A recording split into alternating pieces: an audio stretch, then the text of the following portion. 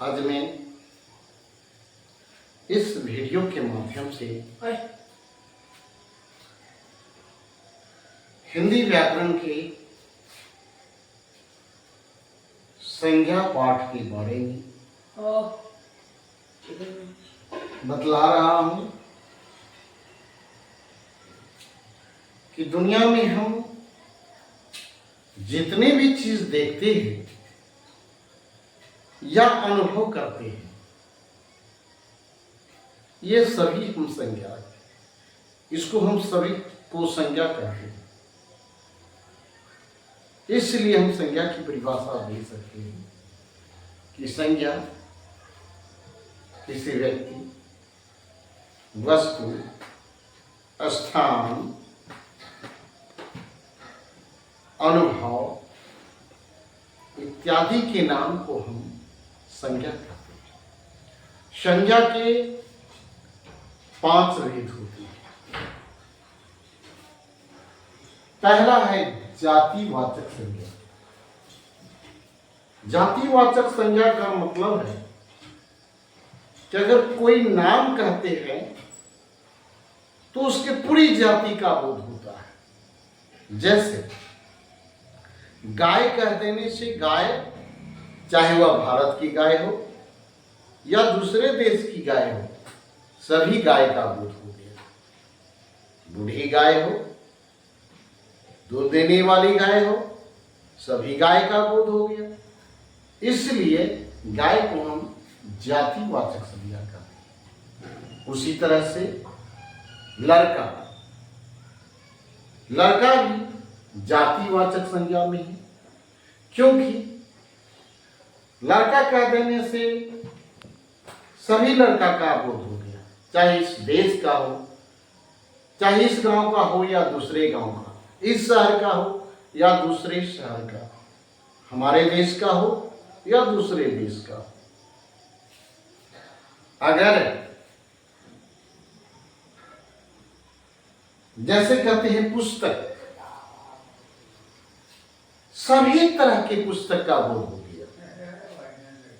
इसलिए ये सभी जातिवाचक संज्ञा है। अगर इसी में से किसी का कोई खास नाम है, जैसे अगर गाय का ही कोई नाम रख दिया, जैसे कामधेनु, तो कामधेनु हो गया व्यक्तिवाचक संज्ञा। कुत्ता कहने से जातिवाचक है, लेकिन कुत्ते का नाम किसी ने रख दिया टॉम, तो टॉम हो गया व्यक्तिवाचक।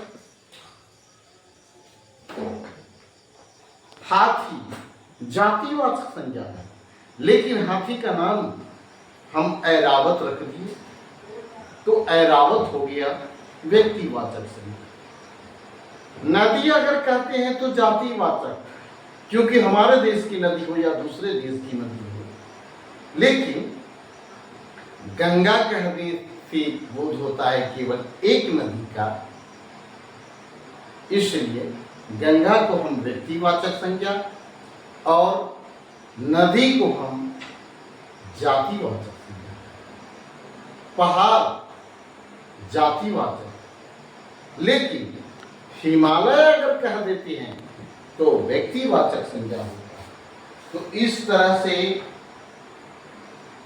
व्यक्तिवाचक संज्ञा में किसी व्यक्ति का नाम होगा, किसी वस्तु का भी नाम हो सकता है, किसी दिन का नाम हो सकता है, महीना का नाम हो सकता है, गांव शहर का नाम हो सकता है, राज्य देश का नाम हो सकता है, और उस देश में रहने वाले लोगों की, अगर कह देते हैं लोगों को कि भारतीय, हम भारतीय हैं, तो भारतीय हो गया व्यक्तिवाचक।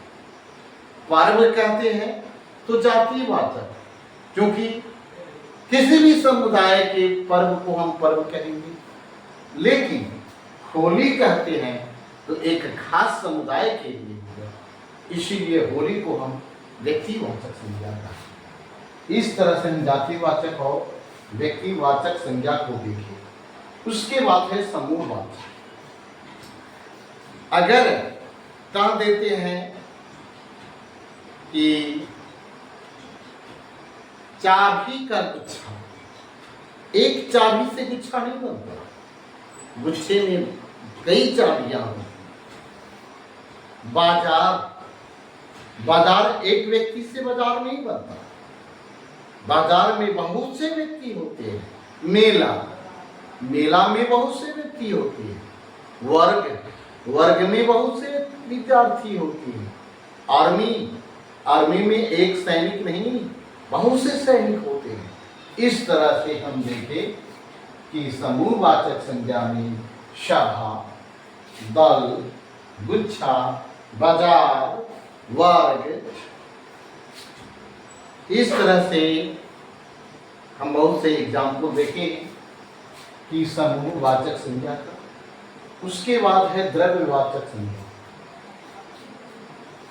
किराने की दुकान में खरीदने वाली वस्तु हो, बाजार में खरीदने वाली वस्तु हो, चाहे किसी भी दुकान पे खरीदने वाली वस्तु हो जिसमें जान नहीं है, कपड़ा उसको नाप तौल करके मिलता है हमें, चाहे किलो से वजन हो या मीटर से नापा जाए। जिसको भी हम मीटर या संख्या या लीटर से नापते हैं, किलोग्राम से नापते हैं, तब वे सभी पदार्थ द्रव्यवाचक होता है। जैसे सोना, चांदी, चावल, दाल। एक छोटा सा एग्जाम्पल हमने दिया, लेकिन जितने भी चीज हम बाजार में देखते हैं, दुकान में देखते हैं, सभी द्रव्यवाचक संज्ञा। और अंत में है भाववाचक संज्ञा। भाववाचक संज्ञा को देखते नहीं, उसका केवल अनुभव करते हैं। बूढ़े आदमी को देखते हैं, लेकिन बूढ़े आदमी में बुढ़ापा कितना है, कितने केजी है, कितने मीटर है, ये हम पैमाना हमारे पास नहीं है बुढ़ापा को नापने। इसलिए इसका केवल हम लोग अनुभव करते हैं।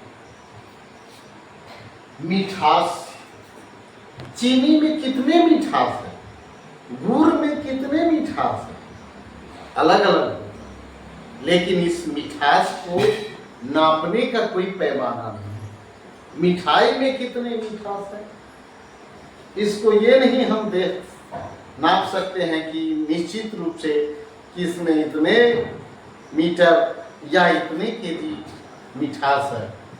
इसलिए ये भी भाववाचक संज्ञा है।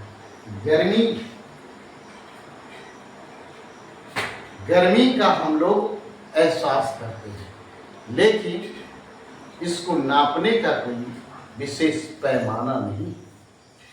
बुढ़ापा, केवल बाल पक जाने से बुढ़ापा आ गया नहीं, क्योंकि इसका कोई पैमाना है ही नहीं बुढ़ापे का। इसलिए बुढ़ापा को भी हम भाववाचक संज्ञा की श्रेणी में रखते हैं। और इस तरह से हम देखें कि जातिवाचक जाति भर का बोध कराता है, व्यक्तिवाचक किसी खास एक व्यक्ति या सामान का बोध कराता है, समूहवाचक जो एक ग्रुप में रहता है, समूह में रहता है, तो समूहवाचक संज्ञा होता है। द्रव्यवाचक बाजार में मिलने वाली वस्तु हो या खेत खलिहान में मिलने वाली वस्तु हो या अपने घर में मिलने वाली वस्तु हो, ये सभी वस्तुएं द्रव्यवाचक है।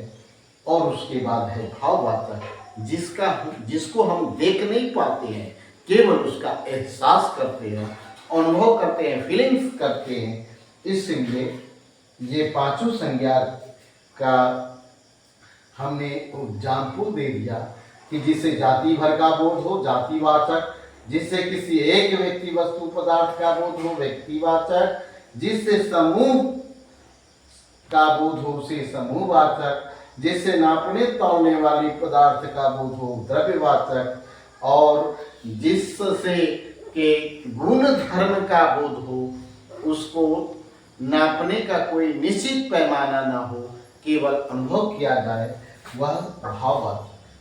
जातिवाचक संज्ञा से भाववाचक संज्ञा हम कैसे बनाएंगे? जैसे बूढ़ा, बूढ़ा तो जातिवाचक है, लेकिन बूढ़ा से हम बुढ़ापा, ये भाववाचक संज्ञा हो गई। लड़का जातिवाचक संज्ञा है, लेकिन लड़कपन कहते हैं। क्यों? लड़का में यह एक गुण होता है, लड़कपन वाला गुण, बचपन वाला गुण। तो बच्चा से बनता है बचपन, लड़का से बनता है लड़कपन, मित्र से बनता है मित्रता, दोस्त से बनता है दोस्ती, माता से बनता है मातृत्व। इस तरह से हम देखें कि इस तरह से जातिवाचक संज्ञा से हम भाववाचक संज्ञा बनाएंगे और उसको याद रखेंगे। तो ये छोटे से एग्जाम्पल के द्वारा, छोटे से उदाहरण के द्वारा हमने इसको बताया है। और अगर इतने एग्जाम्पल अगर समझ में आ गया तो बहुत से उदाहरण यूं ही दिमाग में नाचने लगेगा।